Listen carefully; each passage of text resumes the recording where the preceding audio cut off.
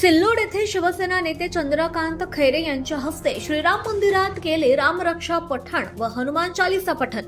अयोध्येतील राम मंदिर हे भारतातील सर्व हिंदूंच्या दानातून उभे राहिलंय। भाजपाची ही स्वतःची मालमत्ता नाही। चंद्रकांत खैरे यांचं भाजपाला सडेतोड उत्तर।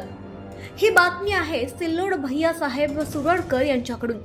22 जुलै रोजी सिल्लोड येथे राम मंदिरात शिवसेनेचे ज्येष्ठ नेते चंद्रकांत खैरे यांच्या उपस्थितीत रामरक्षा पठण आणि हनुमान चालीसा पठण करण्यात आलं।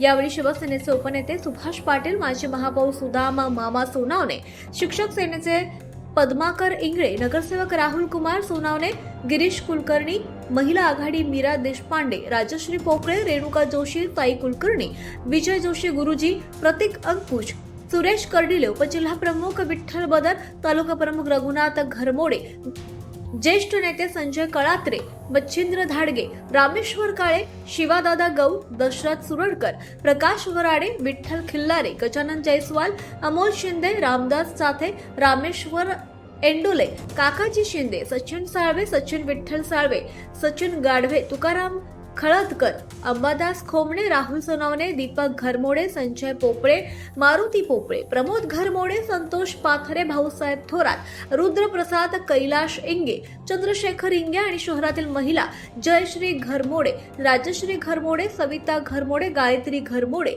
हर्षा घरमोडे, सुवर्णा पोकळे, मथुराबाई घाडगे, पुष्पा वाघ, भूमी धाडगे, गीता धाडगे, रेखा बोराडे, आदिती बाग यांच्यासह शिवसेनेचे पदाधिकारी आणि महिला पदाधिकारी मोठ्या संख्येने उपस्थित होते। यावेळी चंद्रकांत खैरे यांनी भाजप सरकारवर कडाडून टीका केली। ते म्हणाले की अयोध्येतील हे राम मंदिर हे तुम्हा आम्हा सर्वांच्या योगदानातून निर्माण झालंय। या श्रीराम मंदिरासाठी देशातल्या प्रत्येक हिंदूंचं योगदान आहे। भाजपानं जी काही स्वतःची मक्तेदारी असल्याचा गैरसमज केलेला आहे तो दूर करावा। राम मंदिरात जेव्हा चोरी होते तेव्हा हे कुठे जातात?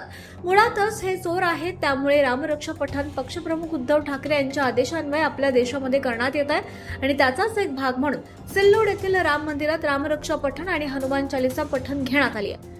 छत्रपती संभाजीनगर जिल्हा तालुक्यात आणि गावागावात राम मंदिरामध्ये रामरक्षा पठण आणि हनुमान चालीसा पठण करण्यात यावं। कार्यकर्त्यांनी सुद्धा मोठा पुढाकार घ्यावा असं आवाहन देखील यावेळी शिवसेना नेते चंद्रकांत खैरे यांनी केलंय। यावेळी मोठ्या प्रमाणात रामरक्षा पठणाला महिला आणि पदाधिकारी मोठ्या प्रमाणात उपस्थित होते।